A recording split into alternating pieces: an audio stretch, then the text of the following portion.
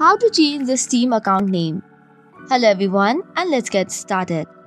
Today we are diving into something every Steam user has wondered about. It is to change your Steam profile name. But wait, before we start, hit the subscribe button and ring the notification bell so you never miss out on our gaming tips and tricks.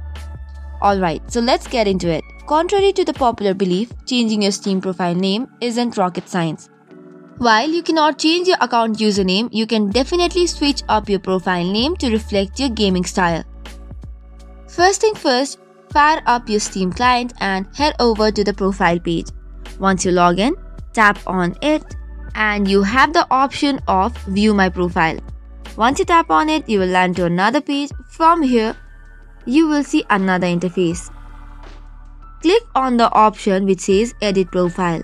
Once you tap on it, it will land you to another page from where you can change the name. In the general section, you have your profile name, actual name and the custom URL. You can manage it all as per your preferences. Likewise, if you see on the side panel, you can also set up the avatar, profile background, theme, mini profile and much more.